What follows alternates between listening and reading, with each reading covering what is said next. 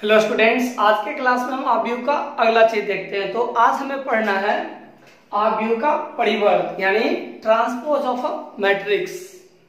आज हमें आव्यूह का परिवर्त पढ़ना है यानी हम ट्रांसपोज ऑफ अ मैट्रिक्स पढ़ेंगे। तो ट्रांसपोज ऑफ अ मैट्रिक्स कहते किसको है? तो कहता क्यों है किसी आव्यूह ए के पंक्तियों तथा स्तंभों को परस्पर बदलने पर प्राप्त आव्यूह ए का परिवर्त कहलाता है। फिर से एक बार, किसी आव्यूह ए के पंक्तियों तथा स्तंभों को परस्पर बदलने पर प्राप्त आव्यूह ए का परिवर्त कहलाता है। इसे a डैश या a to the power t से सूचित किया जाता है। यदि a एक m/n आव्यूह है तो a डैश एक n/m आव्यूह होगा, यानी जो पंक्ति था वो इसका स्तंभ हो जाएगा, जो स्तंभ था वो इसका पंक्ति हो जाएगा। इस प्रकार से यदि aij m/n ऑर्डर का कोई मैट्रिक्स हो तो a डैश जो होगा वह ajI n/m ऑर्डर का मैट्रिक्स हो जाएगा। ये तो डेफिनेशन था। अब आइए हम आपको इसको समझाते हैं। सपोज कीजिए, जैसे मान लीजिए कि आप अगर किसी भी एक आव्यूह को लेके चलते हैं, किसी भी आव्यूह को ले लीजिए जिसकी कोटि जो हो, और तब आप क्या कीजिए कि उस आव्यूह का जो पंक्ति है उसको आप स्तंभ बना दीजिए और जो स्तंभ हो उसको आप पंक्ति बना दीजिए। अगर इसे आप दूसरी भाषा में समझना चाहिए, यानी एग्जाम्पल के तौर पर हम लेते हैं जिसमें गणित नहीं है, सिंपल बात करते हैं हम कि अगर मान लीजिए कि दो व्यक्तियों को हम रात में काम पे रखें, दोनों क्या किया आपस में थोड़ा सा जुगाड़ लगाया कि ऐसा करते हैं भाई कि हम सो जाते हैं, तुम खड़ा होकर ड्यूटी करो और जब तुमको नींद आएगी तो फिर तुम क्या करना कि हमें जगा देना और फिर तुम आके सो जाना। इसका मतलब क्या हुआ कि पहले जो खड़ा था अब वो सो जाएगा और पहले जो सोया हुआ था वो खड़ा हो जाएगा। तो इसमें यही होता है कि जो पहले रो था हम उसको कॉलम बना देते। देखिए, हम यहाँ पर एक आव्यूह ए लिए जिसमें दो पंक्ति और तीन स्तंभ है। हमने एक आव्यूह लिया, उस आव्यूह में पंक्तियों की संख्या 2 है और स्तंभों की संख्या 3 है। यदि हमें इसका ट्रांसपोज ज्ञात करना हो, अर्थात हमें इसका परिवर्त ज्ञात करना हो, तो हम क्या करेंगे? तो हम लोग लिखेंगे या तो a डैश लिखें या फिर हम a to the power t लिखें। उसके बराबर क्या होगा? तो ध्यान दीजिए, हम जो समझाए थे कि जो सोया हुआ था यानी ये जो क्षैतिज रेखा है, सोने वाला व्यवस्था हुआ, उसको हम खड़ा कर देते हैं, यानी क्षैतिज रेखा को हम उदग्र बना देते हैं, यानी जो पंक्ति है उसको हम स्तंभ बना देते हैं। तो क्या हो जाएगा 2 3 4। उसी तरह से यहाँ पे 5 6 7। अब इसकी पंक्ति के लिए तो 1 2 3 यानी पंक्तियों की संख्या 3 और स्तंभों की संख्या 1 2। तो ये हो गया मेरा 3/2। इस प्रकार से अगर हमें कभी भी किसी आव्यूह का परिवर्त ज्ञात करने के लिए कहा जाए तो हम पंक्ति को स्तंभ बना देंगे और स्तंभ को पंक्ति बना देंगे। इसी तरह से हम लोग इसको बनाएंगे। अब हम लोग आव्यूह के परिवर्त के गुण के बारे में पढ़ेंगे, जिसमें पहला है कि a plus B dash is equal to a dash plus B dash, यानी transpose of a plus b is equal to transpose of a plus transpose of b। इसका अर्थ हुआ कि आप दो आव्यूह को जोड़कर उसका ट्रांसपोज ज्ञात कीजिए या दोनों के ट्रांसपोज ज्ञात करके जोड़िए, दोनों आपस में बराबर होगा। पहला प्रॉपर्टी यही है। तो आइए हम इसको आपको प्रूफ करके दिखाते हैं कैसे होता है। मान लीजिए कि आपके पास एक आव्यूह ए है। हम मान लिए कि मेरे पास एक आव्यूह ए है और आव्यूह ए कि जो कोटि है वह m/n है तथा दूसरा एक अवयव हम b ले रहे हैं जिसकी कोटि हम यहां इसकी कोटि जो है वह हम मान रहे हैं कितना, तो m/n ही मानेंगे। अब ऐसा क्यों? क्योंकि हमें पहले दो अवयवों को जोड़ना है, तो पहले ट्रांसपोज तो बाद में, पहले हमें अवयव के योग का ध्यान रखना होगा।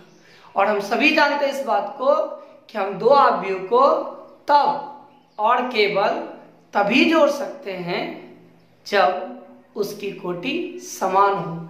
यानी यहाँ इस बात का पूरा ध्यान रखना है कि मैट्रिक्स ए और मैट्रिक्स बी दोनों जोड़ने योग्य हो। यानी हम यहाँ पर एक मैट्रिक्स बी लेंगे लेकिन इस बात का ध्यान रखकर कि हम उन दोनों को जोड़ पाए। तो अवयव ए का कोटि हो गया m/n तथा अवयव बी की कोटि हो गई भी m/n। अब जरा सोचिए, अगर हम a' निकालें, अगर हम a' निकालें तो क्या होगा? जो रो था वो कॉलम हो जाएगा, जो कॉलम था वो रो हो जाएगा, यानी पंक्ति स्तंभ बन जाएगा और स्तंभ पंक्ति बन जाएगा। यानी a' क्या हो, जरा सोचिए, तो a' आपका होगा कितना? a of order n/m। ध्यान दीजिए, यहाँ पर m पंक्ति था, n स्तंभ था, यहाँ उल्टा हो गया, n हो गया पंक्ति और m हो गया स्तंभ। इसी प्रकार से b' सोचिए क्या होगा, तो b' आपका हो जाएगा bji ऑफ ऑर्डर n/m। अब हम पहला पॉइंट विचार करते हैं, यानी हमें अब a प्लस b निकालने पे ध्यान देना है। तो a प्लस b और a प्लस b यानी aij of order m/n plus bij of order m/n। हम सभी जानते हैं कि अवयव की कोटि अगर समान हो तो उसे जोड़ सकते हैं हम। जुड़ता कौन कौन है भाई? तो उसके संगत एलिमेंट्स यानी उसके क्रॉसपॉन्डिंग एलिमेंट्स को हम ऐड करते हैं, संगत अवयव को। तो जोड़ दीजिए, तो जोड़ने से जो आपको प्राप्त होगा वो होगा aij plus bij of order m/n। यानी a प्लस b मात्र अब एक अवयव है, और अगर हम a प्लस b का अगर ट्रांसपोज निकालें, अब अगर हम a प्लस b का ट्रांसपोज निकालें यानी परिवर्त ज्ञात करें हम, तो क्या होगा? जो रो था वो क्या हो जाएगा? कॉलम, और जो कॉलम था वो रो, यानी जो पंक्ति था वो स्तंभ बन जाएगा और जो स्तंभ था वो पंक्ति बन जाएगा। तो a प्लस b का डैश क्या होगा आपका? तो aji plus bji of order n/m। इस प्रकार से हम a प्लस b का डैश निकाले। अब हम a dash plus b dash निकालना चाहते हैं। अगर हम a dash plus b dash निकालें तो a डैश की जगह क्या है? तो aji of order n/m plus bji of order n/m। देखिए यहाँ पे निकाला हुआ है, यानी अगर हम a dash plus b dash निकालेंगे तो यहाँ पर भी हमें इस बात का ध्यान रखना होगा कि जोड़ना संभव होना चाहिए। तो ध्यान दीजिए, इसकी कोटि और इसकी कोटि यानी दोनों का ऑर्डर सेम है, दोनों का ही ऑर्डर यहाँ पे क्या है? सेम है, तो हम उसे जोड़ सकते हैं। जोड़ने क्रम में जुड़ता कौन है? तो क्रॉसपॉन्डिंग एलिमेंट्स यानी संगत अवयव। तो जोड़ दीजिए, तो आपका हो जाएगा यहाँ से aji plus bji of order n/m। इस तरह से हम क्या देखते हैं कि a प्लस b का डैश और a dash plus b dash दोनों आपस में क्या है? इक्वल है। इसका मतलब हुआ कि यहां से हमारा फाइनल हो गया a plus b dash is equal to a dash plus b dash. अब योग का तो हो गया। यहाँ पर अगर आप चाहिए तो यहीं पर आप दिखा सकते हैं कि a माइनस b का dash is equal to a dash minus b dash. क्यों? क्योंकि भाई जोड़ने का और घटाने का रूल वही है कि कोटि समान होनी चाहिए, जोड़ में संगत अवयव केवल जुड़ता है जबकि घटा में असंगत अवयव घटता है। इस प्रकार से हम a माइनस बी का डैश बराबर a dash minus B dash भी देख सकते हैं। चलिए तो हम लोग प्रॉपर्टी नंबर 2 देखते हैं। प्रॉपर्टी दूसरा क्या है कि यदि a कोई आव्यूह हो तो a डैश का डैश, यानी अगर हम ट्रांसपोज का ट्रांसपोज निकालते हैं, यदि हम ट्रांसपोज का ट्रांसपोज निकालते हैं तो हमें वापस वही मैट्रिक्स प्राप्त होगा, यानी a डैश का dash is equal to a, यानी transpose of a is equal to a, यानी किसी भी आव्यूह के अगर हम किसी भी आव्यूह का यदि हम परिवर्त ज्ञात करते हैं फिर से उसका परिवर्त ज्ञात करें तो हमें वापस पहले वाला आव्यूह ही प्राप्त होगा। इसको आइए हम लोग देखते हैं। तो देखिए कैसे सॉल्यूशन। सपोज कीजिए, मान लीजिए कि हम एक आव्यूह लेते हैं, let A is a matrix of Aij order m by n, यानी हम m by n कोटि का एक आव्यूह A लीजिए। अब आपको मेरे साथ चलना है, जरा सोचिए, अगर हम A लिए m by n ऑर्डर का तो A डैश क्या होगा?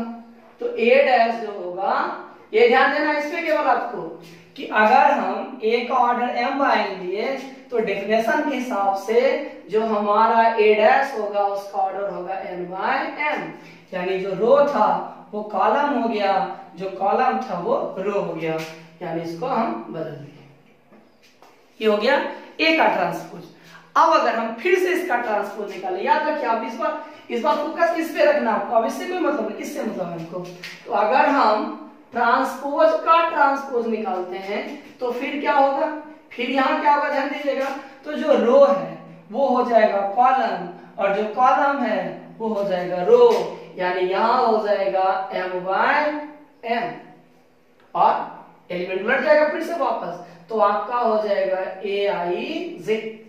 अब आप इससे a को देखिए, दोनों सेम है, यानी हो गया equals to a। That is हमको ये मिला कि a डैश का dash is equal to a, यानी transpose of a is equal to a। तीसरा प्रॉपर्टी, यदि k कोई वास्तविक या समित संख्या हो तथा a कोई आव्यूह हो तो transpose of k is equal to k into transpose of a। यहाँ पे k अदिश राशि है और a कोई आव्यूह है, तो यहाँ ये कहा जा रहा है आपको कि आप k को a से गुना करके उसका ट्रांसपोज निकालिए या फिर a का ट्रांसपोज निकाल कर उसमें k गुना कीजिए, दोनों आपस में बराबर होगा, किसी प्रकार का कोई परिवर्तन नहीं होगा। तो तीसरा जो प्रॉपर्टी है वो आपको कांस्टेंट की व्यवस्था बताने के लिए है। तो आइए हम लोग इसको देखते हैं। सॉल्यूशन, मान लीजिए कि हम एक मैट्रिक्स A लिए जिसका ऑर्डर m by n है और k एक नंबर है, तो यहाँ पे अगर हम A का निकालें a डैश, अगर हम a डैश फाइंड करें, अगर हम a डैश निकालें तो हमें a डैश बराबर मिलेगा aj of order m by n, यानी जो पंक्ति था वो स्तंभ हो जाएगा, जो स्तंभ है वो पंक्ति हो जाएगा। इस प्रकार से हमको ये प्राप्त होता है। अब अगर हम k निकालें, क्या निकालें k, तो आप सभी जानते हैं कि अगर अदिश से हम गुणा करते हैं किसी आव्यूह में तो वह अदिश उस आव्यूह के प्रत्येक अवयव के साथ बारी बारी से गुना होता है। दिक्कत? तो यहां से हम इसको बढ़ाते हैं, तो k into aij of order m by n equals to k into aij of order m by n।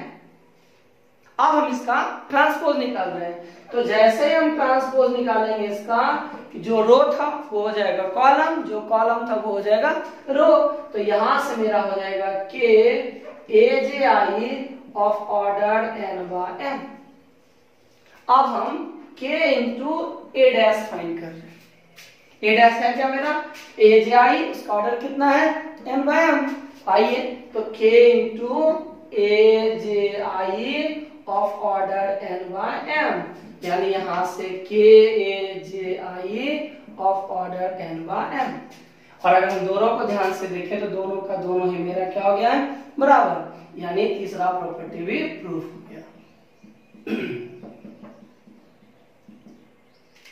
ये आपका तीसरा प्रॉपर्टी था। इसका प्रॉपर्टी नंबर 4, तो प्रॉपर्टी 4 क्या बोलता है कि यदि A एक m बाय n आव्यूह है तथा B एक n बाय p आव्यूह है तो AB dash equal to B dash A dash.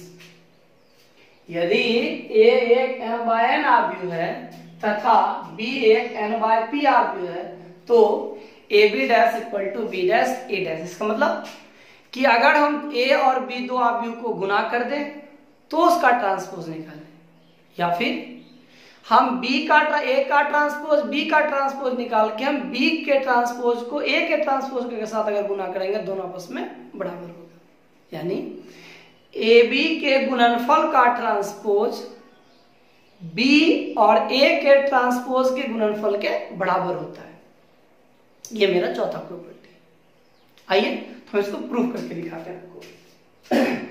Solution, सबसे अच्छी बात यह है कि अब आप इसमें हमसे आगे आगे बोल सकते हैं। जैसे आपको पता है कि अगर हमें दो मैट्रिक्स को गुना करना है तो पहले के स्तंभों की संख्या दूसरे के पंक्तियों की संख्या के बराबर होनी चाहिए, और इसीलिए देखिए यहाँ पे इक्वल दिया भी गया है।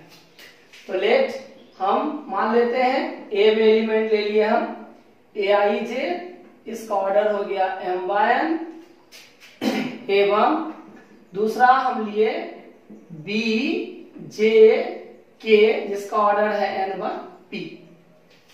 अब हमको पता है कि जब हम दो आव्यूह को गुना करते हैं तो गुणनफल आव्यूह का, पंक्तियों की जो संख्या होती है गुणनफल आव्यूह का, वो पहले आव्यूह की पंक्ति होती है। तो पहले आव्यूह की पंक्ति कितनी है भाई, तो m है, सही है।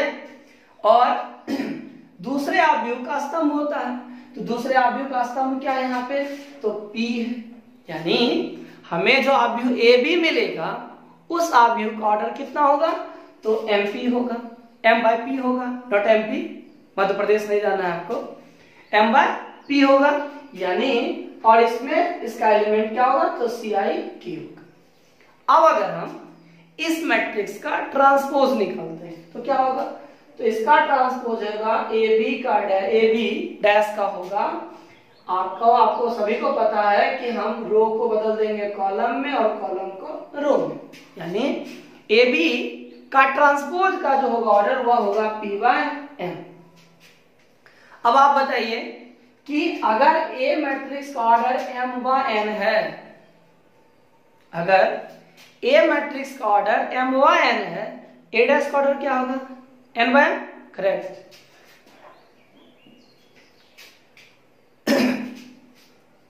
तो B डैश A डैश का क्या होगा, जरा सोचिए, तो B डैश का होगा आपका कितना, तो B डैश का हो जाएगा B के J of order P by M, यानी रो हो गया कॉलम और कॉलम हो गया रो।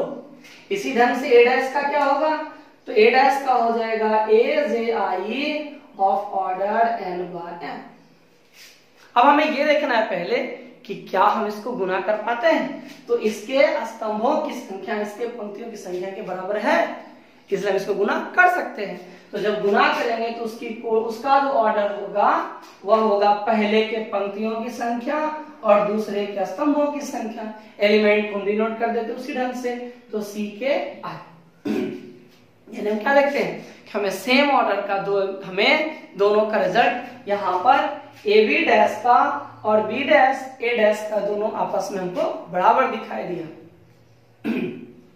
यहाँ पर हम क्या देखते हैं, AB dash B dash A dash के बराबर है, तो ये चौथा रूल भी आपका प्रूफ हो गया।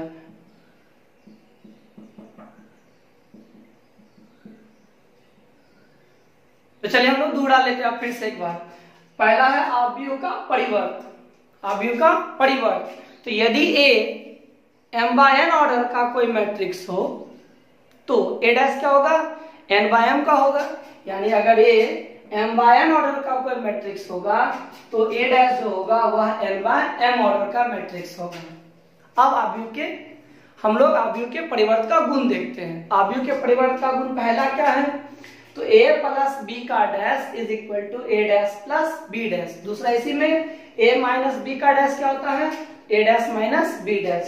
a डैश का dash equals to a, k a dash equal to k into a dash, a b dash equal to b dash into a dash. तो इतना सारा प्रॉपर्टी था। आज हम आपसे वर्ग आव्यूह के प्रकार की चर्चा कर रहे हैं। तो वर्ग आव्यूह का एक प्रकार है जिसका नाम है सममित आव्यूह। तो सममित आव्यूह किसको कहते हैं, आइए देखते हैं। एक वर्ग आव्यूह ए आई जे सममित वर्ग आव्यूह सममित आव्यूह कहलाता है यदि ए आई जे बराबर ए जे आई। फिर से एक बार, एक वर्ग आव्यूह ए आई जे सममित आव्यूह कहलाता है यदि ए आई जे बराबर ए जे आई। यानी अगर आपके पास कोई भी वर्ग आव्यूह दिया गया हो और वह वर्ग आव्यूह सममित होगा, इसे चेक करने के लिए यदि आप किसी भी अवयव को लेते हैं तो वह अवयव जिस स्थान का हो अर्थात जिस पंक्ति और जिस स्तंभ का हो, अगर हम उसके पंक्ति तथा स्तंभों को यदि परस्पर बदल देते हैं तब भी उस अवयव में परिवर्तन नहीं होना चाहिए, तब ऐसे आव्यूह को हम कहते हैं वर्ग आव्यूह। अब पंक्ति स्तंभ का बदलने का मतलब, जैसे आइए अगर हम A11 लेते हैं तो अगर हम इसमें रो को बना दे कॉलम, कॉलम को बनाए रो, तो हमें दिखने वाला कुछ भी नहीं है क्योंकि ये दोनों एक ही जैसा है। लेकिन अगर हम A12 लेते हैं यानी पहला रो और दूसरा कॉलम, तो वैसे कंडीशन में अगर हम इसको उलटते हैं तो अगर हम रो को बना देते हैं कॉलम और कॉलम को बना देते हैं रो, तो A12 जो है वह बराबर होना चाहिए किसके, तो A21 के। इसी तरह से A13 जो है वह बराबर होना चाहिए किसके, तो A31 के। अगर आपके पास दिया गया आव्यूह, अगर आपको दिया गया वर्ग आव्यूह इस रूल को मान लेगा, यानी इस नियम या अगर यह नियम उसमें कार्य करता हो, तो इसका मतलब है कि वह आव्यूह सममित आव्यूह।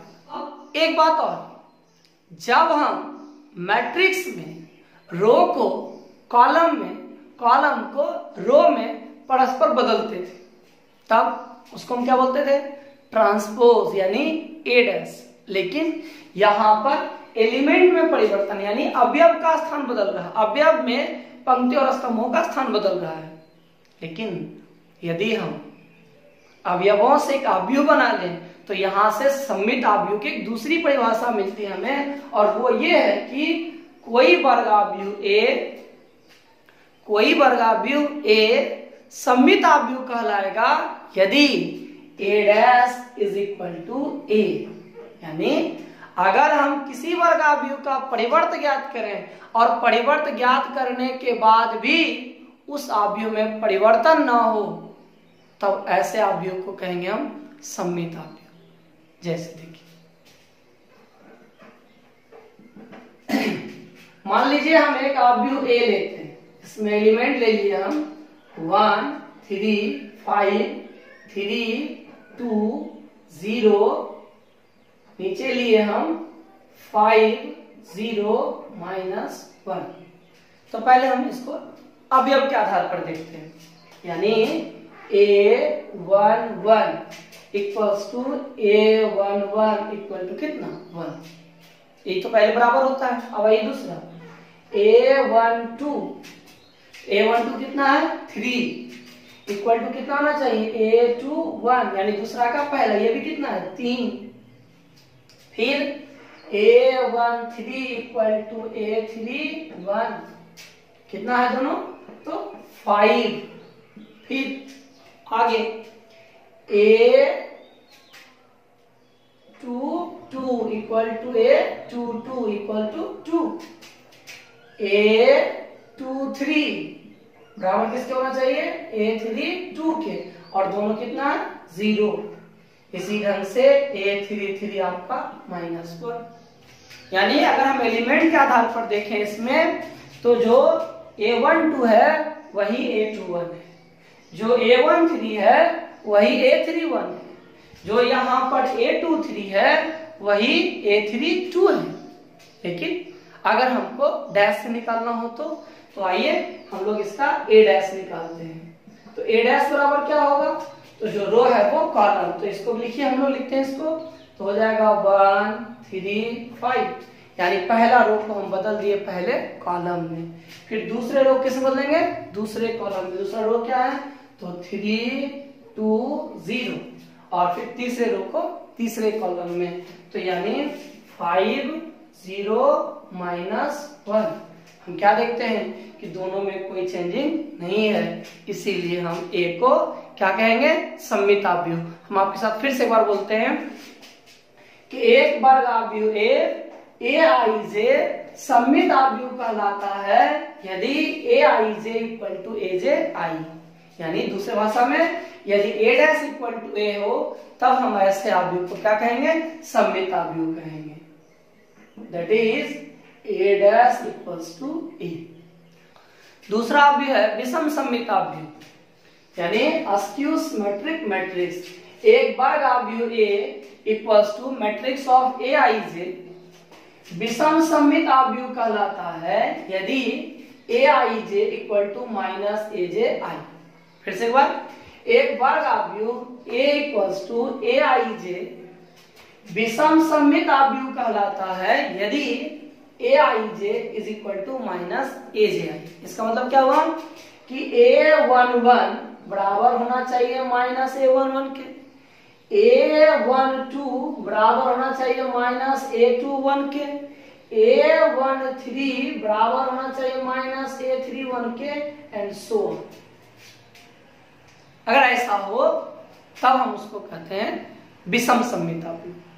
और अगर मैट्रिक्स के तौर पे देखें तब तो हम ट्रांसपोज के आधार पर देखते हैं कि यदि किसी भी मैट्रिक्स का हम ट्रांसपोज निकालें, यानी उसका डैश निकालें, और वह उस मैट्रिक्स के निगेटिव के बराबर हो यानी ऋणात्मक के बराबर हो, तब उस वर्ग आव्यूह को हम कहते हैं विषम सममित आव्यूह। जैसे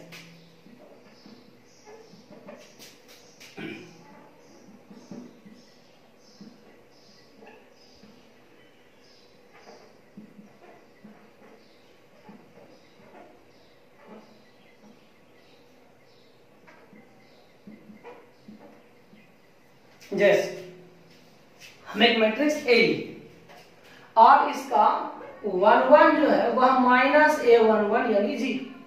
देखिए कोई भी एलिमेंट कभी अपने ऋणात्मक के बराबर नहीं हो सकता, इसीलिए यहाँ पर हम सिर्फ शून्य का इस्तेमाल करते हैं, यानी 1 के जगह पे, 2 के जगह पे, 3 के जगह पे।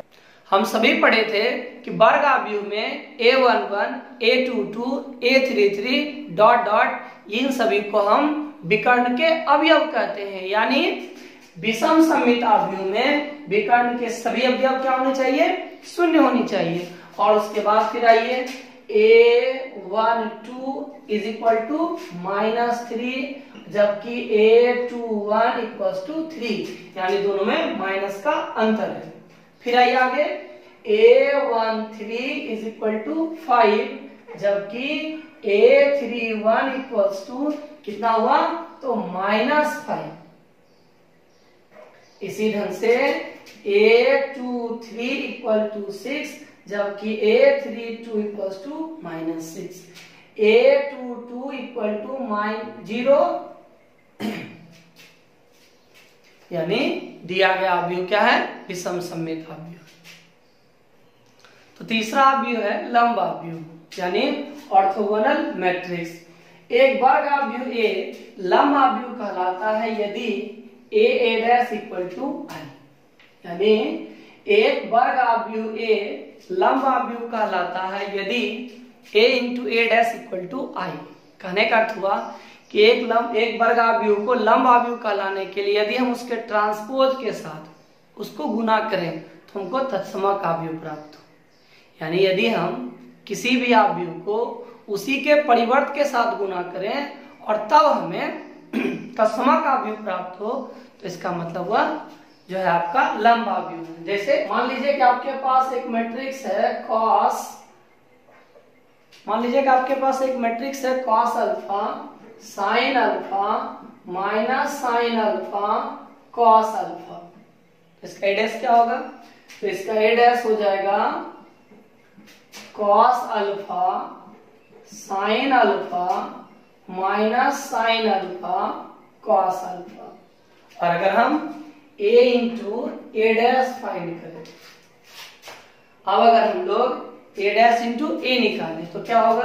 a डैश हो गया मेरा cos alpha minus sine alpha sine alpha cos alpha गुना होगा किसके साथ? तो cos alpha sine alpha minus sine alpha cos alpha. यानी हम यहाँ पे ए डैश को ए के साथ मल्टीप्लाई कर रहे हैं। तो आइए देखते हैं यहाँ क्या होगा। तो रो जो होता है हमेशा कॉलम के साथ गुना होगा। तो cos alpha into cos alpha यानी cos square alpha minus minus plus तो साइन स्क्वायर अल्फा। फिर इसी ढंग से आगे तो यहाँ हो जाएगा cos alpha into sine alpha minus cos alpha into sine alpha. नीचे sine alpha into cos alpha sine alpha into cos alpha minus sine alpha into cos alpha. यहाँ पे sine square alpha plus cos square alpha, जिससे हमें मिलेगा 1001 यानी identity matrix. तब हम इस मैट्रिक्स को यानी इस अवयव को हम कहेंगे ऑर्थोगोनल मैट्रिक्स। हम लोग जितना पढ़े आइए उसको दोहराते हैं। तो वर्ग अवयव के प्रकार में पहला हुआ कौन अवयव? सममित अवयव। एक वर्ग अवयव ए सममित अवयव कहलाता है यदि A I J equal to A J I, that is यानी अर्थात A dash equal to A. फिर से एक बार, सममित अवयव एक वर्ग अवयव ए सममित अवयव कहलाता है यदि A I J equal to A J I, that is A dash equal to A. दूसरा विषम सममित अवयव एक वर्ग अवयव ए विषम सममित अवयव कहलाता है यदि A I J equal to minus A J आई, अर्थात A dash equal to minus ए। वह फिर से विषम सममित अवयव एक वर्ग अवयव ए आई जे विषम सममित अवयव कहलाता है यदि A I J equal to minus A J आई, अर्थात A dash equal to minus ए। तीसरा लंब अवयव एक वर्ग अवयव ए लंब अवयव कहलाता है यदि A dash into A equal to I. फिर से एक बार, लंब अवयव एक वर्ग अवयव ए लंब अवयव कहलाता है यदि A dash into A equal to I. आइए हम लोग कुछ प्रमेय पर चर्चा करते हैं, जिसमें सबसे पहला है कि विषम सममित अवयव के मुख्य विकर्ण के सभी अवयव शून्य होते हैं। पहला थ्योरम है कि विषम सममित अवयव के मुख्य विकर्ण के सभी अवयव शून्य होते हैं। यानी आपको विकर्ण का अवयव पता होगा कि यदि आपके पास कोई भी एक मैट्रिक्स स्क्वायर मैट्रिक्स लेते हैं, वर्ग अवयव लेते हैं, तो उसमें एलिमेंट मान लीजिए हम लिए 1 1 A12 A13 A21 A22 A3 A23 A23 A31 A32 A33।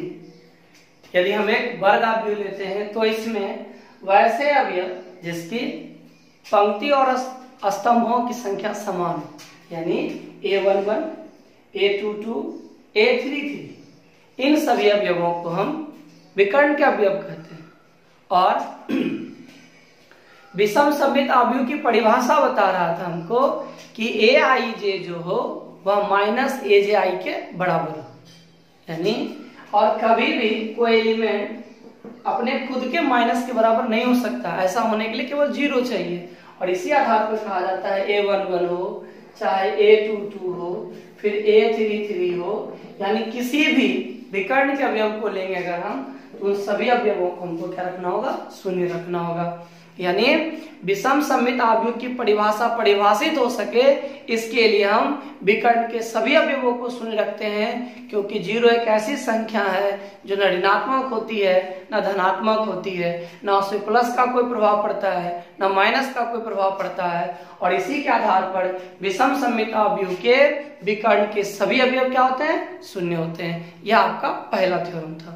तो ये रहा आपका दूसरा थ्योरम, जो है वह अवयव जो सममित तथा विषम सममित दोनों होता है, एक शून्य अवयव होता है। यानी कह रहा है कि वह अवयव जो सममित और विषम सममित दोनों हो, वह अवयव जो सममित और विषम सममित दोनों हो, वह शून्य अवयव होता है। इसे हम प्रूफ बाद में करते हैं। सबसे पहले हमें सममित अवयव की परिभाषा याद होनी चाहिए। यानी एक ऐसा वर्ग अवयव हमें प्राप्त हो कि हम a' निकाले तो हमें वही प्राप्त हो, तो उसे हम कहते हैं सममित अवयव। विषम सममित अवयव जिसमें a' निकाले तो वह -a के बराबर हो, उसको हम कहते हैं विषम सममित अवयव। देखिए, माना कि a एक सममित एवं विषम सममित दोनों अवयव है। हम मान लिए कि मेरे पास एक अवयव है a जो सममित भी है और विषम सममित भी है, तो सममित अवयव की परिभाषा क्या है? तो सममित अवयव की परिभाषा है a' बराबर a। ये सममित अवयव की परिभाषा है। और विषम सममित अवयव की परिभाषा क्या बोलिए? तो विषम सममित अवयव की परिभाषा है a' इक्वल्स टू -a। अगर हम दोनों समीकरण को ध्यान से देखें तो मेरा दोनों का LHS आपस में क्या है? इक्वल है। इससे क्या होगा? दोनों का RHS भी इक्वल हो जाएगा। तो समीकरण 1 एवं समीकरण 2 से, यानी यहां आपका हो जाएगा a बराबर -a और a प्लस a बराबर 0 यानी शून्य अवयव, और 2a इक्वल्स टू 0 और a इक्वल्स टू 0। यानी हमें क्या मिला कि एक ऐसा अवयव जो सममित भी हो और विषम सममित दोनों हो, वह शून्य अवयव होता है। तीसरा प्रमेय में 2 है। पहला है दो सममित अवयवों का योग सममित होता है। हम यदि दो सममित अवयव को जोड़ेंगे तो जो अवयव प्राप्त होगा हमें वह भी सममित होगा। ये पहला प्रॉपर्टी है। दूसरा प्रॉपर्टी है दो विषम सममित अवयवों का योग विषम सममित होता है। अर्थात यदि हम दो विषम सममित अवयव को लेके उसे आपस में जोड़ देते हैं तब जो हमें योगफल प्राप्त होता है वह अवयव भी विषम सममित होगा। यही हमको प्रूफ करना है। तो आइए हम लोग देखते हैं इसको।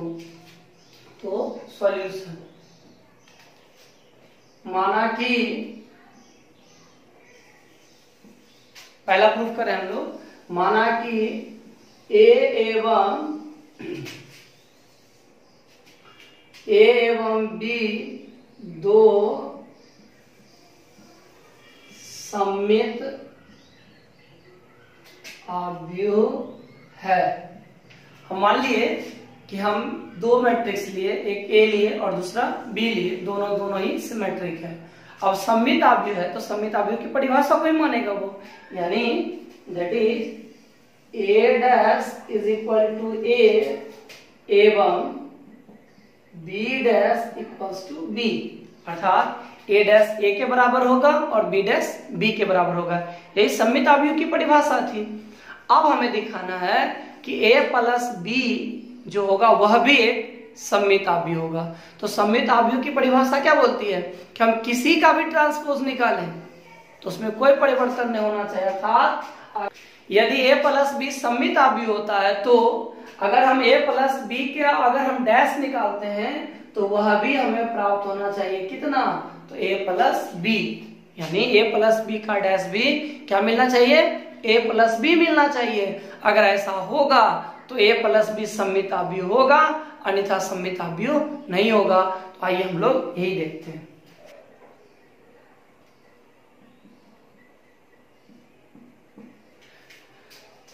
तो हम लोग यही देखते हैं अब कि क्या होता है। तो a plus B dash equals to A dash plus B dash.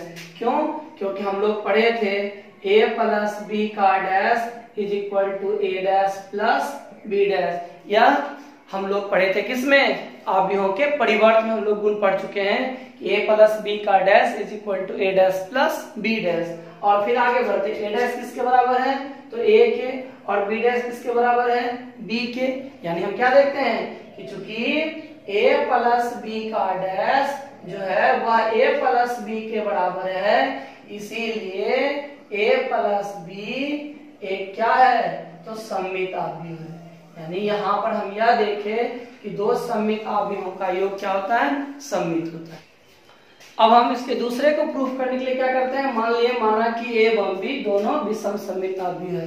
यानी हम मान लिए ए भी विषम सममित है और बी भी विषम सममित आव्यूह है। तो अगर दोनों विषम सममित आव्यूह है तो विषम सममित आव्यूह की परिभाषा को भी मानेगा। अर्थात अगर हम ए डैश निकालेंगे तो ए डैश किसके बराबर होगा? माइनस ए के, एवं बी डैश किसके बराबर होगा? तो माइनस बी के। यदि ए प्लस बी विषम सममित होगा तब इसका अर्थ हुआ कि अगर हम ए प्लस बी का डैश निकालेंगे तो वह बराबर होगा किसके? तो माइनस ए प्लस बी के। अगर ऐसा मिल गया हमको तो ए प्लस बी विषम सममित होगा। तो आइए हम चेक करते हैं विषम सममित है या नहीं।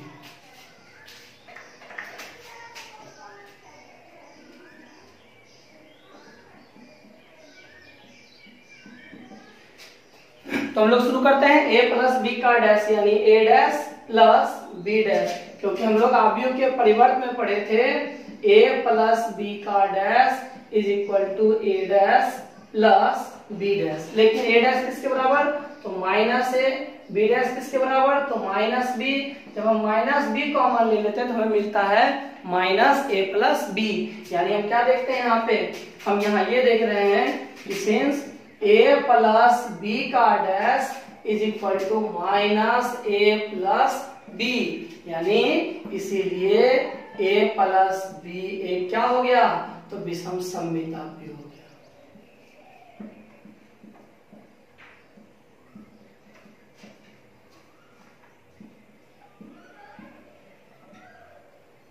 यानी इस प्रॉपर्टी में हम यही देखे कि दो विषम सममित आव्यूह का योग विषम सममित होता है और दो सममित आव्यूह का योग सममित होता है। तो चौथा प्रमेय है, चौथा प्रमेय में दो है। पहला है कि यदि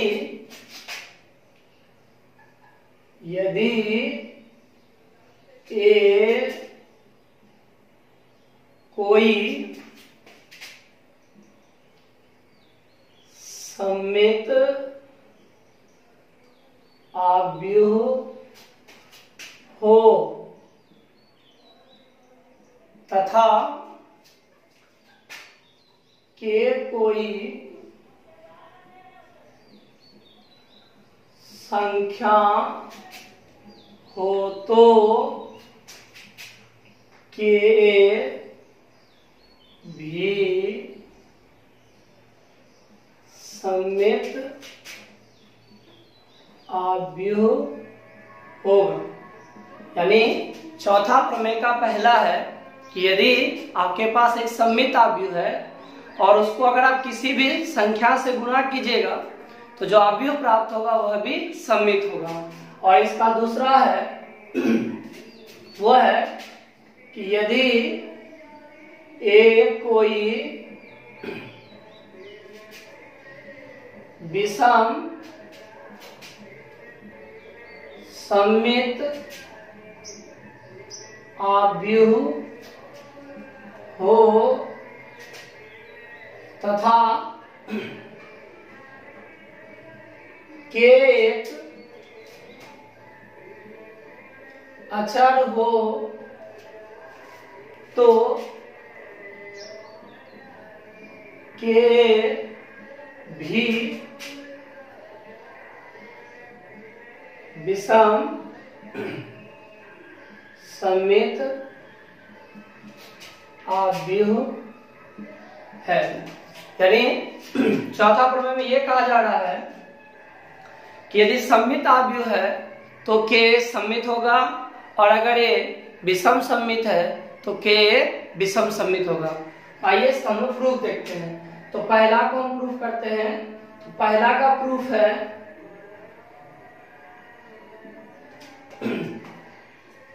कि माना कि एक सममित अवयव है, यानी हम मान लिए कि मेरा ए जो है वह क्या है, तो सममित अवयव है। अब सममित अवयव की परिभाषा क्या होती है, तो सममित अवयव की परिभाषा होती है ए डैश इक्वल टू ए, इसीलिए A dash is equal to ए। भाई हम लोग यह देखते हैं कि के भी क्या होगा, एक सममित अवयव होगा। अब सममित अवयव की परिभाषा क्या होती है कि यदि के सममित होगा तो इसका डैश भी क्या मिलना चाहिए, हमको के ही मिलना चाहिए, यानी इसमें कोई परिवर्तन नहीं होना चाहिए। अगर ऐसा होगा तब यह एक सममित अवयव होगा, और अगर ऐसा नहीं होगा तो यह सममित अवयव नहीं होगा। आइए हम लोग इसको करके देखते हैं कि क्या होता है। तो चलिए हम लोग निकालते हैं ना के डैश। अब हम लोग के का डैश निकालते हैं। तो के डैश बराबर क्या होगा, तो के इंटू ए डैश। ऐसा हम लोग कहाँ पढ़े थे, तो अवयव के परिवर्त के गुण में। अवयव के परिवर्त के गुण हम लोग देखे थे कि के का जो डैश होता है वह के इंटू ए डैश के बराबर होता है। हमें इस प्रमेय को लगाए, और अभी हमें पता है ए डैश बराबर क्या है, ए, यानी क्या मिला हमें, के। इस तरह से हम क्या देखते हैं कि जब हम के का डैश निकालते हैं तो वह किसके बराबर मिलता है हमको, तो के के बराबर मिलता है। और इस चूंकि के डैश इज इक्वल टू के, इसीलिए के एक सममित अवयव है। आइए एक बार हम आपको फिर से समझाते हैं। पहला यही था कि यदि ए कोई सममित अवयव हो, यानी यदि यह कोई सममित अवयव हो तथा के कोई संख्या हो तो के भी सममित अवयव होगा। अर्थात यदि सममित अवयव को हम किसी भी अचर राशि के साथ गुना करेंगे तो जो हमें अवयव प्राप्त होगा वह भी क्या होगा, तो सममित होगा। यही पहला प्रमेय था। तो इसमें हम लोग क्या किए, प्रूफ करने के लिए कि मान लिए कि ए जो है वह क्या है, तो सममित है। अब सममित अवयव की परिभाषा बताती है हमें कि ए डैश इक्वल टू ए होगा, यानी सममित अवयव से ही कहा जाता है कि हम उसका जब डैश निकालें तो उसमें कोई फर्क होना नहीं चाहिए। जब अवयव का परिवर्त निकाला जाए तो हमें वापस वही अवयव प्राप्त होना चाहिए, यह परिभाषा है। अब के डैश, के को सममित दिखाने के लिए हम उसका परिवर्त निकालते हैं। तो परिवर्त निकालने के लिए क्या किया हम, तो के डैश निकाले, तो इससे हो गया के इंटू ए डैश, के इंटू ए डैश। इसका ये कहां से आया, अवयव के परिवर्त से। और तब हम ए डैश बराबर क्या निकाल चुके हैं, ए, जिससे हमको मिल गया के। इस प्रकार हम यह देखते हैं कि जब हम के का डैश ज्ञात करते हैं तो हमें वापस के ही प्राप्त होता है। इस प्रकार हम कह सकते हैं कि के जो है वह एक क्या है, तो सममित अवयव है। अब आइए हम आपको दूसरा दिखाते हैं। दूसरा नंबर में क्या करते हैं हम कि माना कि ए विषम सममित अवयव है। इसमें क्या किया हम, ये मान लिए कि जो ए है वह विषम सममित है। विषम सममित की परिभाषा क्या होती है, तो विषम सममित की परिभाषा होती है ए डैश बराबर कितना, माइनस ए। अर्थात जब हम किसी भी अवयव का परिवर्त निकाले तो वह अपने ऋणात्मक के बराबर हो, तब ऐसे अवयव को हम क्या कहते हैं, विषम सममित अवयव कहते हैं। अब हमें यहाँ सिद्ध करना है कि के जो है वह एक क्या है, सममित विषम सममित अवयव है। हमें यहाँ पर के को विषम सममित साबित करना है।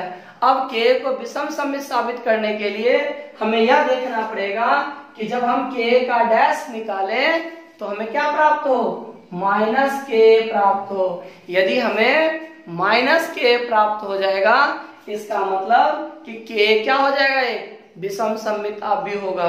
तो आइए हम लोग उसके लिए देखते हैं। तो इसके प्रूफ में हम क्या कर रहे हैं, इसके प्रूफ में हम अब निकाल रहे हैं वह है के का डैश। और अभी हम आपको बताए थे कि यदि किसी भी आव्यूह का, अगर हम लोग आव्यूह के परिवर्त के गुण में पढ़े थे कि के डैश बराबर क्या होता है, तो के इंटू ए डैश। और फिर अभी हम यहाँ देखे हैं ए डैश किसके बराबर है, तो माइनस ए के, तो के इंटू माइनस ए। और आव्यूह के परिवर्त के गुण में भी हम लोग पढ़े थे कि K minus A is equal to क्या होता है, तो माइनस के। इस प्रकार से जब हम इसका डैश निकाले तो वह किसके बराबर हुआ, तो ऋणात्मक के बराबर हुआ। यानी चूंकि के ए डैश बराबर माइनस के, इसीलिए ए एक विषम सममित आव्यूह है। यही हो गया मेरा दूसरा थ्योरम का प्रूफ। यानी चौथा थ्योरम में दो है, पहला में यही था कि सममित रहेगा तो के सममित होगा, और अगर ये विषम सममित होगा तो के भी क्या होगा, विषम सममित होगा। देखिए हमारा पांचवा जो प्रमेय है वह क्या है, तो वह है कि यदि ए कोई वर्ग आव्यूह हो तो ए प्लस ए डैश सममित आव्यूह होगा एवं ए माइनस ए डैश विषम सममित आव्यूह होगा। देखिए हमारा पांचवा प्रमेय यही कहता है कि ए जो है वह वर्ग आव्यूह, यानी ए सममित विषम सममित नहीं कहा जाता है। ए के बारे में बस केवल इतना है कि ए कोई भी वर्ग आव्यूह है, तो अगर आप ए प्लस ए डैश निकालिएगा तो वह सममित होगा, जबकि ए माइनस ए डैश जो होगा वह विषम सममित होगा। यही कहता है इसमें कि यदि हम ए कोई वर्ग आव्यूह लेंगे तो ए प्लस ए डैश जो है वह हमें सममित प्राप्त होगा, और ए माइनस ए डैश जो है हमें वह विषम सममित प्राप्त होगा। अब सवाल यही है कि हम इसको प्रूफ कैसे करते हैं वो देखिए। तो आइए हम इसे सिद्ध करते हैं। माना कि ए एक वर्ग आव्यूह है। हम मान लिए कि ए जो हमारा हुआ क्या है, कोई वर्ग आव्यूह है। अब हमको ए प्लस ए डैश को साबित करके दिखाना है कि वह सममित होगा। प्रूफ बाद में कहते हैं, पहले हम समझते हैं कि भाई ए प्लस ए डैश जो है वह सममित कब होगा। तो सममित की परिभाषा बताता है हमें कि जैसे ही हम ए प्लस ए डैश का डैश निकालें तो हमें वही प्राप्त होना चाहिए, उसमें किसी भी प्रकार का कोई परिवर्तन नहीं होनी चाहिए, तब हम उसको क्या कहते हैं, तो सममित आव्यूह कहते हैं। यानी अगर हम ए प्लस ए डैश का डैश निकालें और हमें ए प्लस ए डैश ही प्राप्त हो तो वैसे स्थिति में हम कह सकते हैं कि यह एक सममित आव्यूह है। तो आज हमें यही दिखाना है। तो चलिए आइए हम लोग प्रारंभ करते हैं। तो देखिए यहाँ पे, तो ए प्लस ए डैश का डैश। अब हम लोग आव्यूह के गुण में पढ़े थे कि a प्लस बी का dash is equal to A dash plus B dash. हम उसी का इस्तेमाल करते हैं। जहां a की जगह है a, तो यहाँ हो जाएगा a dash plus A dash का डैश। रूल कौन सा लगाया यहाँ पे, तो रूल लगाए थे हम यहाँ पे a प्लस बी का dash is equal to A dash plus B dash. और इसे हम लोग कहाँ पढ़े हैं, तो आव्यूह के परिवर्त के गुण में हम लोग इसको पढ़े हैं। फिर यहां से आगे बढ़ते हैं हम, तो यहां से हो जाएगा a डैश प्लस a। ये कहां पढ़े? ये भी हम लोग आव्यूह के परिवर्त के गुण में ही पढ़े थे कि a डैश का डैश जो होता है वह a प्राप्त होता है। इस प्रकार से हम क्या देखें कि जब हम a प्लस a डैश का डैश निकाले तो हमें वापस क्या मिला? फिर से तो वापस हमें फिर से प्राप्त हो गया a प्लस a डैश, यानी चूंकि a प्लस a डैश का डैश जो है वह a प्लस a डैश के ही बराबर है, इसीलिए हम a प्लस a डैश को क्या कहते हैं? तो सममित आव्यूह कहते हैं। सममित आव्यूह है, यानी मेरा एक हिस्सा प्रूफ हो गया। अब हमें दूसरा साबित करना है, अर्थात हमें यह साबित करके दिखाना है कि a माइनस a डैश क्या है? तो विषम सममित आव्यूह है। और फिर से हम आपको बता रहे हैं कि विषम सममित आव्यूह की परिभाषा यही है कि जब हम उसका डैश निकालें यानी ट्रांसपोज ज्ञात करें, अर्थात परिवर्त हम ज्ञात करें, तो हमें ऋणात्मक प्राप्त होना चाहिए वही चीज। यानी अगर हम a का डैश निकालते हैं तो हमें माइनस a डैश मिलना चाहिए, और इसके आधार पर a माइनस a डैश विषम सममित कब होगा? तो a माइनस a डैश विषम सममित तब होगा जब हमें माइनस a डैश प्राप्त हो जाए। अर्थात अगर हम इसको विषम सममित साबित करना चाहते हैं, किसको? तो a माइनस a डैश को, तो हमें इसका डैश जो है वह ऋणात्मक दिखाना होगा, और अगर हम ऐसा कर दिए तो यह विषम सममित साबित हो जाएगा। तो आइए हम लोग इधर ही देखते हैं, यानी हम लोग अभी निकाला है क्या चीज? तो a माइनस a डैश का डैश। अब a माइनस a डैश का डैश क्या होगा? तो आव्यूह के परिवर्त में हम लोग पढ़े थे कि a minus b dash is equal to a dash minus b dash, यानी यहां से हमें मिलेगा a dash minus a dash का डैश। रूल कौन सा है? तो रूल लगा है a minus b dash is equal to a dash minus b dash, यानी हम इसमें इस नियम को लगाए हैं। फिर यहां से आगे a डैश माइनस a, तो नियम कौन सा लगा? तो a डैश का डैश जो होता है वह a के बराबर होता है। अब अगर हम इससे माइनस कॉमन ले लें तो हमें क्या मिलेगा? हमें मिलेगा a माइनस a डैश, यानी हम क्या देखें? हम ये देखें कि जब हम a माइनस a डैश का डैश निकालें तो हमें क्या मिला? हमें प्राप्त हुआ माइनस a डैश।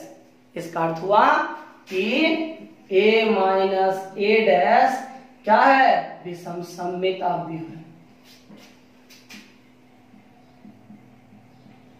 सममित आव्यूह है, यानी इसमें हम यही देखते हैं कि अगर कोई a वर्ग आव्यूह हो और अगर उससे हमको सममित आव्यूह प्राप्त करना हो तो हम a प्लस a डैश निकालेंगे। यदि हमें वर्ग आव्यूह a से विषम सममित आव्यूह प्राप्त करना हो तब हम a माइनस a डैश ज्ञात करेंगे। अब आइए हम आपको एक और प्रमेय बताते हैं कि हम किसी भी वर्ग आव्यूह को सममित और विषम सममित आव्यूह के योग के रूप में कैसे लिखेंगे। यदि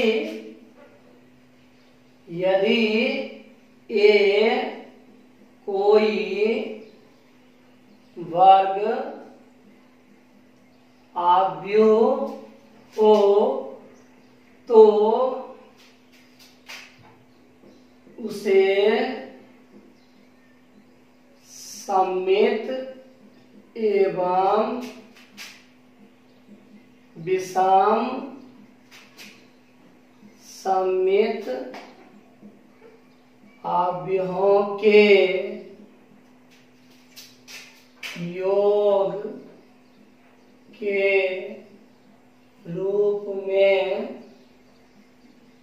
लिखना। यानी हमारे पास यदि एक कोई वर्ग आव्यूह है तो हम उसको सममित और विषम सममित आव्यूह के योग के रूप में कैसे लिखेंगे। तो ध्यान दीजिएगा, अभी हम लोग तुरंत पढ़े थे कि यदि a कोई वर्ग आव्यूह हो तो a प्लस a डैश क्या होगा? तो सममित आव्यूह होगा। देखिए ए प्लस ए डैश एक क्या होगा, सममित आव्यूह, सममित आव्यूह होगा। और ए माइनस ए डैश क्या होगा, विषम सममित आव्यूह। ए माइनस ए डैश एक विषम सममित आव्यूह होगा।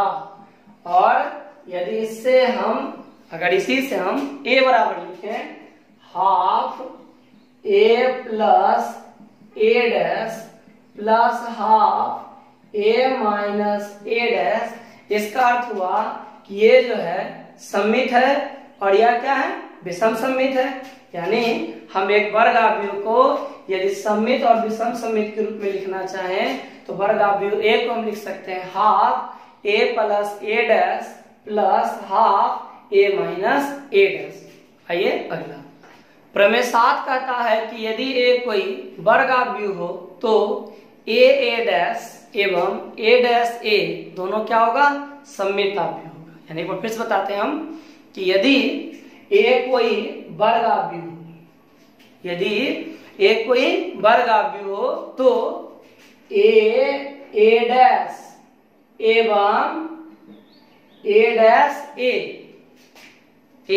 डैश एवं ए डैश ए दोनों क्या होगा, तो सममित आव्यूह होगा। आइए हम इसको लिख के दिखाते हैं। यदि ए कोई वर्ग आव्यूह हो तो ए डैश ए एवं ए डैश दोनों सममित आव्यूह होगा। यानी अब आपको यही साबित करके दिखाना। तो आइए देखते हैं हम लोग। तो जब हम प्रूफ में जाएंगे तो अगर हमें ए डैश ए को सममित दिखाना है तो हम क्या करेंगे, तब हम ए डैश का जब डैश निकालेंगे, यदि हम इस कंडीशन में जाएं और तब हम ए डैश का अगर डैश निकालें तो हमें दिखाना होगा कि यह ए डैश ए के बराबर है। तो चलिए आइए देखते हैं। ए डैश ए का डैश, यानी हम इसका अब निकाल रहे हैं क्या चीज, तो परिवर्त निकाल रहे हैं। अब हम लोग पढ़े थे कि ए बी का डैश, ए बी का डैश बराबर क्या होता था, तो बी डैश ए डैश, यानी अंतिम वाला पहले और पहले वाला अंतिम में। इसके आधार पर क्या होगा, तो ए डैश, और दूसरा क्या होगा, तो ए डैश का डैश। रूल कौन सा है, तो रूल है A B dash is equal to B dash A dash. यानी इसमें हम इस फॉर्मूला का इस्तेमाल किए। अब हम बढ़ते हैं यहां से आगे, तो यहां से हो जाएगा ए डैश, और ए डैश का डैश क्या होगा, तो ए होगा। हम पढ़े हैं कि ए डैश का डैश क्या मिलेगा हमें, तो ए मिलेगा। इस प्रकार से हम क्या देखें, ए डैश ए का डैश क्या होता है, वापस ए डैश ए होता है। यानी चूंकि ए डैश ए का dash is equal to A dash A, इसीलिए ए डैश ए क्या है, सममित आव्यूह।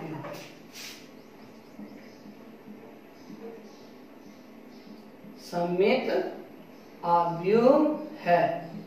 अब इसका दूसरा हिस्सा, यानी हमें ए डैश को भी क्या साबित करना है, तो सममित। इसके लिए भी क्या करना होगा हमें, हम इसका डैश निकालेंगे, और डैश निकालने के बाद यदि हमें वापस वही प्राप्त होगा तब हमें पता चल जाएगा कि यह भी क्या है, सममित आव्यूह है। तो ए डैश, इसका हम लोग डैश निकालेंगे तो फिर क्या होगा, तो हमें होगा पता चलेगा ए डैश का डैश इंटू ए डैश, किससे, तो A B dash is equal to B dash A dash. फिर यहां से आगे बढ़ते हैं, ए इंटू ए डैश, किससे भाई, तो रूल था यानी प्रॉपर्टी था ए डैश का डैश इज इक्वल टू ए। इस प्रकार से हम क्या देखते हैं, इसका डैश वापस में फिर वही मिल गया, यानी ए डैश का dash equal to A dash, और इसीलिए ए डैश एक सममित आव्यूह है। यही हो गया मेरा प्रूफ। अब आइए और सातवां प्रॉपर्टी है कि किसी सममित आव्यूह के धन घात सममित होते हैं। किसी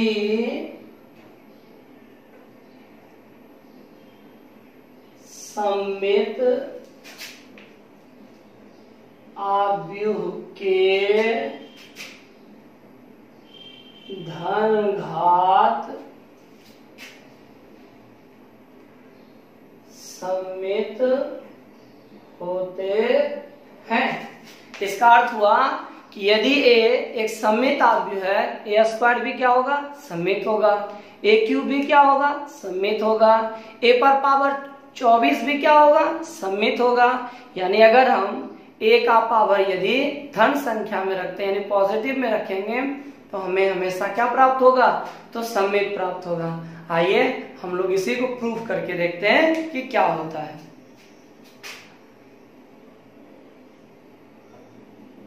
देख प्रूफ, माना कि ए एक सममित आव्यूह है। हम मान लिए कि ए क्या है, सममित आव्यूह है। अब अगर ए सममित आव्यूह है तो सममित आव्यूह की परिभाषा होती है, वह होता है ए डैश बराबर ए। अब आइए हम देखते हैं क्या होता है। अब हमें निकालना है ए पर पावर एन, यानी एन क्या है, तो नेचुरल नंबर है, पॉजिटिव है, तो हमें यह दिखाना है कि ए पर पावर एन यह भी क्या होगा, सममित होगा। अब ए पर पावर एन को सममित साबित करने के लिए हमें यह दिखाना होगा कि जब हम इसका डैश निकालेंगे तो हमें वापस ए पर पावर एन ही प्राप्त होगा। आइए देखते हैं, ए पर पावर एन का डैश, तो क्या होगा इससे, ए पर पावर एन का मतलब क्या होगा, ए इंटू ए इंटू ए इंटू ए इंटू ए, कितना बार, तो एन बार। अगर ए पर पावर 2 रहेगा हम लोग क्या लिखते हैं, ए इंटू ए, ठीक है ना।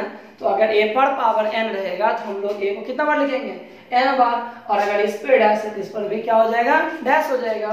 और फिर यहां से हम आव्यूह के परिवर्त के गुण का इस्तेमाल करते हैं, जिसमें हम लोग पढ़े थे कि A B dash is equal to B dash A dash. इसी के आधार पर हम लोग चलते देखे, तो A dash into A dash into A dash dot dot कितना बार, एन बार। और यहाँ पर हम प्रॉपर्टी कौन लगाए थे, तो A B dash equal to B dash A dash, यहाँ पर हम लोग इसी गुण का प्रयोग किए। अब ए डैश किसके बराबर है, तो ए के बराबर है, यानी हमें प्राप्त होगा ए कितनी बार, तो एन बार। यानी इससे हमें क्या मिलेगा, ए पर पावर एन। तो यहाँ क्या देखते हैं हम, यहाँ यही देखते हैं हम कि यदि हम ए पर पावर एन का डैश निकालते हैं तो हमें क्या मिलता है, ए पर पावर एन। यदि हम ए पर पावर एन का डैश निकालते हैं तो हमें क्या मिलता है, ए पर पावर एन। इसीलिए ए एन एक सममित आव्यूह है, सममित आव्यूह है। अभी एक थ्योरम और, 8वां थ्योरम है हमारा कि यदि ए और बी दो सममित आव्यूह, यदि ए और बी समान कोटि के दो सममित आव्यूह हो, तो यदि ए बी सममित होगा तो if and only if A B equal to B. दूसरा, A B minus B A विषम सममित है। और तीसरा, A B plus B A सममित है।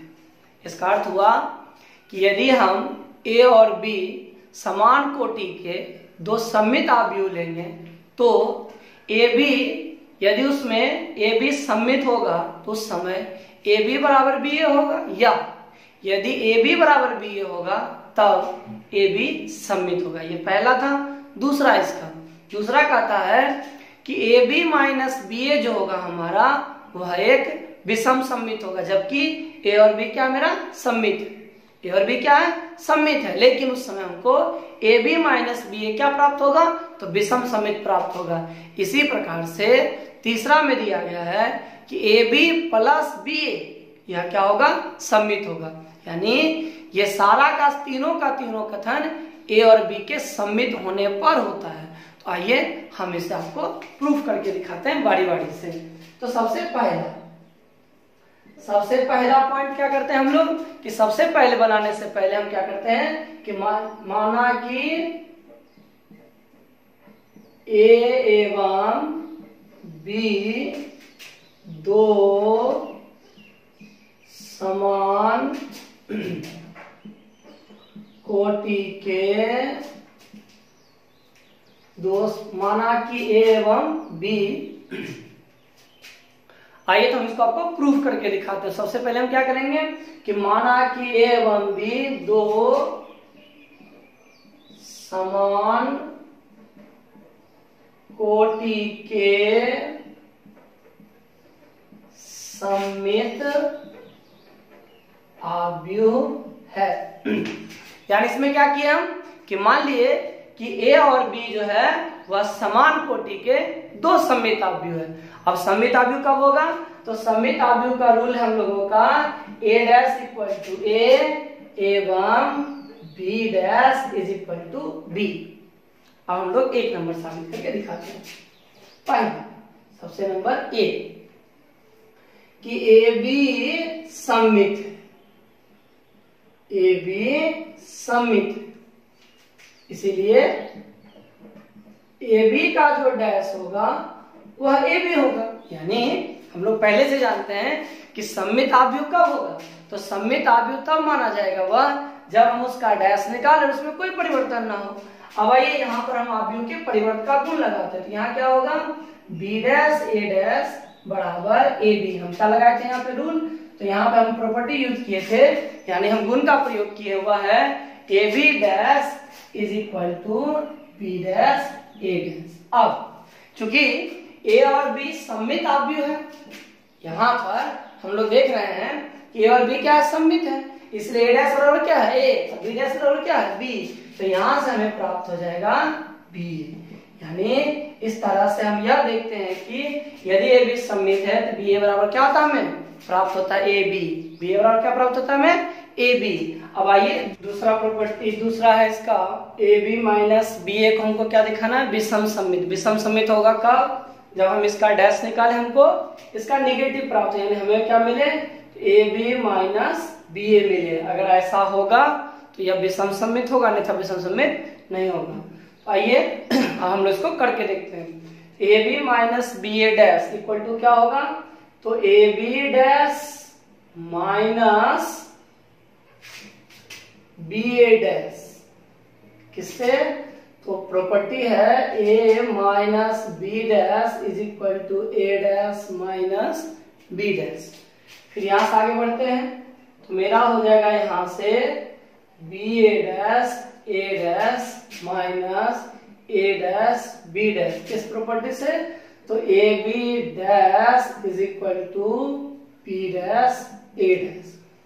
फिर यहां से हम लोग आगे देखते हैं तो बी डैश बराबर बी और ए डैश बराबर ए, क्योंकि दोनों सममित हैं। और यहाँ भी ए बी, अगर अब यहाँ से हम माइनस कॉमन ले लें तो हमें मिलेगा ए बी माइनस बी ए। यानी हम क्या देखते हैं? हमें दिख रहा है कि ए बी माइनस बी ए का जब हम डैश निकाले तो हमें मिला ए बी माइनस बी ए, इसीलिए ए बी माइनस बी ए एक सममित आव्यूह है। ये हो गया दूसरा। अब आइए हम लोग देखते हैं तीसरा। तीसरा क्या है? तो तीसरा हमें यह दिखाना है कि ए बी प्लस बी ए क्या है? सममित। अब सममित के लिए क्या करेंगे? इसका हम डैश निकालेंगे। तो डैश क्या होगा मेरा? तो A B dash plus B A dash. लगा कौन सा गुण इसमें? तो A plus B dash is equal to A dash plus B dash. यहां से क्या होगा आगे? यहां से होगा B dash A dash plus A dash B dash. यहां कौन सा गुण लगाए हम? तो यहां पे लगाए हम A B dash is equal to B dash A dash. क्योंकि यह सममित है इसीलिए बी डैश की जगह क्या होगा?